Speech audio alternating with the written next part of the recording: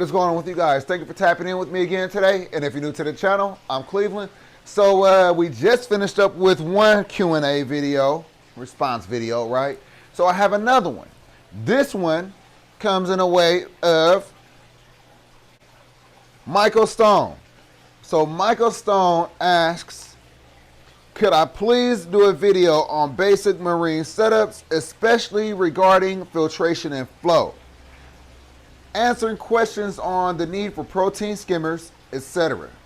Well now, Michael, I'm telling you, that right there is an excellent question. That right there, that question alone, since I didn't have answers to it, that took me so long, that prevented me from getting into the saltwater hobby for so long. When I first got into it, YouTube wasn't really cracking like that. It wasn't a lot of information out there for me to go to. A lot of different books ain't out there. I don't know how many marine books you've been able to find, but you know, when you're looking for specific parts of the fish keeping hobby, it's kind of hard to find something. So it took a little bit of time. But now that I have information and I have a platform, I definitely have no problem with explaining that to you. So far as the filtration, this is based off my knowledge and the knowledge I've gained so far since I've been keeping saltwater fish. Now, let's start with the basics. The filtration. You want to make sure it's the same thing. For filtration, let's just say it like this. It's the same thing for fresh water as it is for salt water. You want to make sure you can supply as much filtration as possible.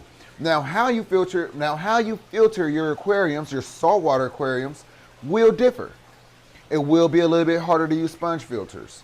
If you have a canister filter, it's a little bit harder to use just a canister filter to filter saltwater aquarium. Is it possible? Yes, I've done it.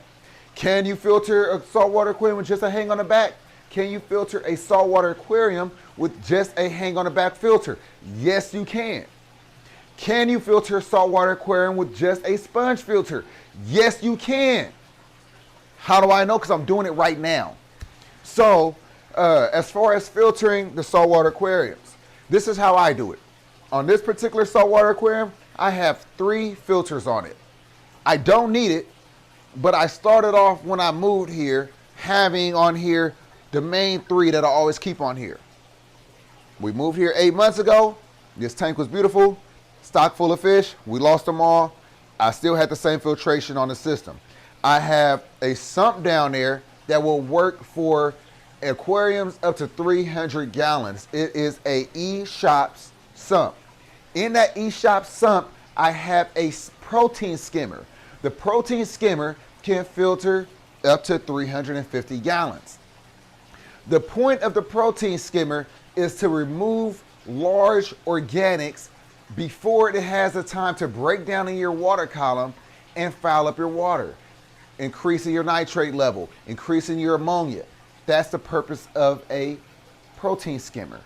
Now, when you have a fish only with live rock fowler, you know, this is a fowler aquarium. This is a fish only with live rock aquarium. Live rock is all of this. Even though it don't have coral on it, this is all live rock. It's beneficial bacteria on it. That's what you call live rock. So, being that I only have fish in here, no corals, I essentially don't need a protein skimmer. Protein skimmers are very essential. It's necessary. It's an almost absolute must when you have corals. Why? Because corals cannot tolerate those nitrate spikes like fish can, you know, invertebrates can. So you want to be cautious. If you have corals, you want to get a protein skimmer. Now, can you do it without a protein skimmer? Yeah, I've done it. Yes, you can. I've done it for over a year. Over a year. Would I do it long term? No, I don't think any of these methods are long term. I think as you learn, you're supposed to adjust things as you go.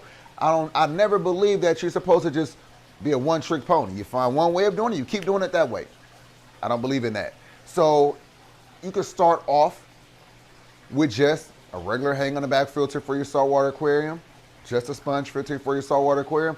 But while you're keeping your saltwater fish, educate yourself, learn, and do things better. Don't keep the same method. Don't listen to my method and keep it my way. You know what I mean? Grow, you know, evolve. You know what I mean? Innovate. So anyway, so back to what I was saying. So you want to have a protein skimmer. It will be essential and effective on any saltwater aquarium because of the salinity, the way that the things, the way that the salinity is, since it has salt in the salt. So since saltwater aquariums are saltwater, obviously, you know, the organics tend to, you know, be able, you could collect the organics from the water with a protein skimmer. You can't set up a protein skimmer up on a you cannot put a protein skimmer on a freshwater aquarium. Got to do it on the saltwater. But so that's as far as that's how it goes with the protein skimmer. We're gonna take a look at that protein skimmer down there. But you know, my method of saltwater fish keeping is kind of unorthodox. You know, you have a lot of people that want to try to make it, they want to overcomplicate the saltwater hobby. They want to scare people out the hobby. They want to make it seem like you got to buy all these things, all these gadgets and all that. I want to simplify it for you all. I want to make sure that I'm able to use the things that I've learned and help you all get started because this saltwater fish keeping, it's the best. It's the best.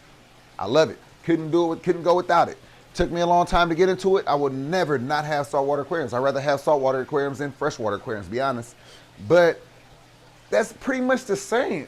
That's why I say it's so easy to get into the saltwater hobby. It's so easy to keep saltwater fish. You know what I mean? And I might be the only one on YouTube saying it, or I might be the only one saying it, but you know, you could look at you could watch some of my tanks, you could watch how I do some of these things. I will answer these questions for you. But the thing is, the main thing is that I'm actually doing this. I will show you my saltwater aquarium with the sponge filter. I will show you my saltwater aquarium with the hang on the back filter. I just changed them out and put DIY filters up there. And then I've had this bad boy set up. You know, I have one trash can filter on it.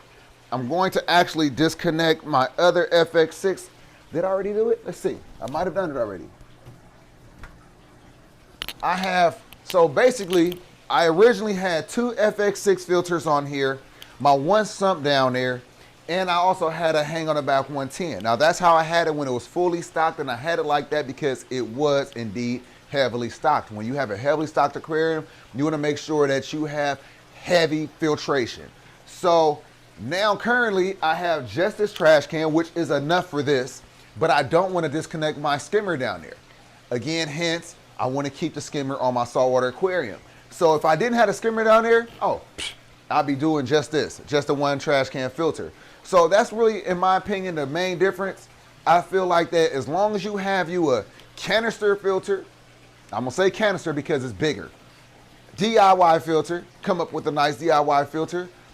If you have a smaller aquarium, hang on the back filter is going to get away with it. If you have no corals, you could literally go years of keeping your saltwater fish with just a hang on the back filter. I don't care what nobody say. I've done it. So I'm going off my experience. I can only go off my experience. If somebody else haven't done it and they just believe they can't do it, then that's on them. Everything I'm telling you is from years of experience of what I've been doing. So, you know, you can take it for that. But anyway, so yeah, just make sure that that your tanks are properly stocked. Make sure that you have the correct amount of filtration for your fish. If you want to have corals, you do want to have a skimmer. You see, I have the open top tank. You know, it's not supposed to be open top. I have eels in here, but it is. You know, so that kind of like debunks the all eels jump out. Keep it tightly sealed. Now, again, like I say, I don't want to sit there and promote this. I don't want you to go out there and think that you could just have your tanks open and all that. I've had my eels for some years. I literally spent a lot of time with them. I know their personalities. There's nothing in here bothering them. They're not even trying to come out. They don't even literally be messing around up here unless I'm feeding them. So again, my experience and my knowledge and my opinions come from what I've already been doing. So that's where I give that to you from. But anyway, so let's take a look at the sump down there. We could take a look at this sump up here.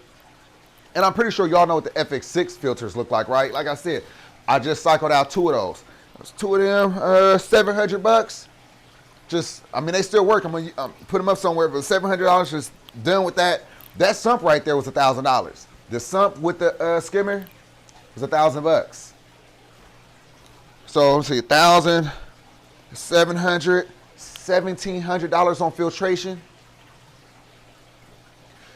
Also had to get that overflow box. That was another 100 and about 100, 150.